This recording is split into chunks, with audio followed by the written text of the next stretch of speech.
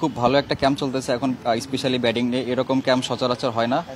তো খুব ভালো একটা উদ্যোগ বলবো আমি বিসিবির, যে এই ক্যাম্পটা করেছে। আর এখানে স্পেসিফিক কাজ হচ্ছে আমাদের ল্যাকিংসগুলো আছে এবং লাস্ট যে সিরিজগুলো হয়েছে সেখানে আমরা কি আরো ইমপ্রুভ করতে পারি এবং সামনে আরো কি রকম সিচুয়েশন আমরা ফেস করতে পারি এবং বলাররা আমাদের নিয়ে কি ধরনের প্ল্যান করতে পারে এবং কোথায় কোথায় ফিল্ডার নিয়ে কোথায় আমরা গ্যাপ খুঁজে পাবো, এই জিনিসগুলো নিয়ে কাজ করা হচ্ছে আর কি। স্পেসিফিক এটা না বলাটাই ভালো আসলে।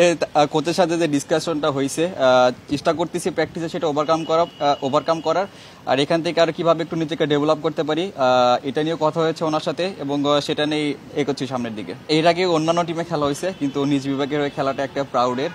তো আমি নাবিল গ্রুপকে থ্যাঙ্কস দিব, তারা ডিরেক্ট সাইনিকে আমাকে সাইন করেছে। আর শান্ত ভাইয়ের সাথে তো সচরাচর খেলা হয়, মুশিবের সাথেও অনেক লাস্ট ম্যাচটা সেই চ্যাম্পিয়ন্স ট্রফিতে খেলা হয়েছে, তারপর খেলা হয় নাই। তো অনেক এক্সপিরিয়েন্সড প্লেয়ার এবং লিজেন্ড আমাদের দেশের জন্য। তো আশা করবো তার সাথে তার যে এক্সপিরিয়েন্স সেটা আমাদের সাথে শেয়ার করবেন এবং এখান থেকে কিভাবে আরো বেটার ক্রিকেট খেলতে পারি এবং কোন সিচুয়েশনে কীরকম ক্রিকেটিং শট খেলতে হবে এবং ক্রিকেটটা আরো কিভাবে আমরা উপরের দিকে নিয়ে যেতে পারি, এই জিনিসগুলো আসলে তার থেকে শেখার চেষ্টা করবো। যে সিনিয়র প্লেয়ারকেই কাছে পায় না কেন, তার থেকেই আমার পার্সোনাল যে ক্রিকেটিং শট, আমার যেগুলো সমস্যা হয় ম্যাচে কিংবা কোন সিচুয়েশনে আমি আউট হচ্ছি বেশি এবং অনেক সময় সেট হয়ে আমি আউট হয়ে যায়, এই জিনিসগুলো তাদের সাথে ডিসকাস করি এবং তারা কিভাবে এখান থেকে ওভারকাম করছে এর আগে সেই জিনিসটা শেখার চেষ্টা করি।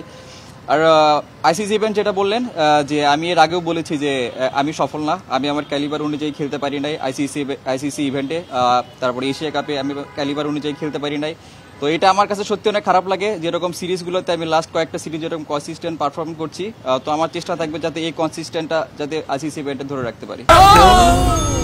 ডেন্টিস্টের পরামর্শ নাও নতুন কোলগেট অ্যাক্টিভ সল্ট। এরকম ভাবে চিন্তা করি না কখনো, তারপরে আর কি সোশ্যাল মিডিয়ায় দেখেছি যে এরকম একটা তার সাথে এই মিলটা রাখা হয়েছে, বাট এরকম কোনো ইন্টেনশন ছিল না আমার। লাস্ট কয়েকটা সিরিজ দেখবেন যে কিছু ম্যাচ ফেল হওয়ার পর আমি কিন্তু কামব্যাক করেছি।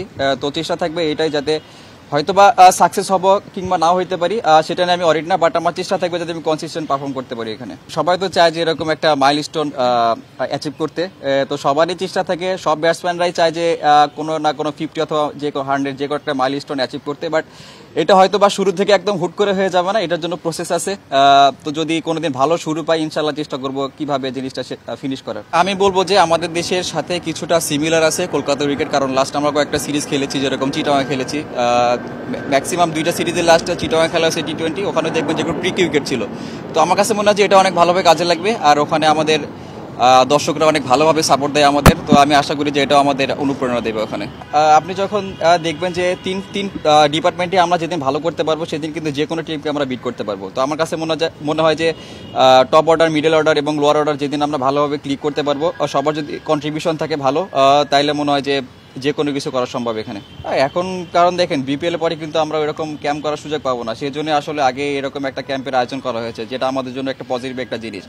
আর আমাদের লাস্ট সিরিজের পরে আমাদের প্রধান কোচ এবং যারা কোচ আছে সবাই কিন্তু আমাদের ব্রিফিং দিয়েছে যে কিভাবে আমরা এখানে প্রিপারেশন নিতে পারি ওয়ার্ল্ড কাপের জন্য, এবং এখানে অনেক রকম সিচুয়েশন আসবে, এই সিচুয়েশনগুলো আমরা কিভাবে ওভারকাম করবো এখান থেকে, যেটা আমাদের ওয়ার্ল্ড কাপে কাজে লাগতে পারে। তো এই জিনিসগুলো নিয়ে কথা হয়েছে সবার সাথে। আমার কাছে মনে হয় যেরকম চলতেছে অনেক ভালো যাইতেছে, সবাই অনেক ভালো টাচে আছে এবং অনেক ভালো একটা পজিটিভ মাইন্ডসেটে আছে সবাই, যেহেতু আমরা লাস্ট সিরিজটা খুব ভালোভাবে শেষ করতে পারছি।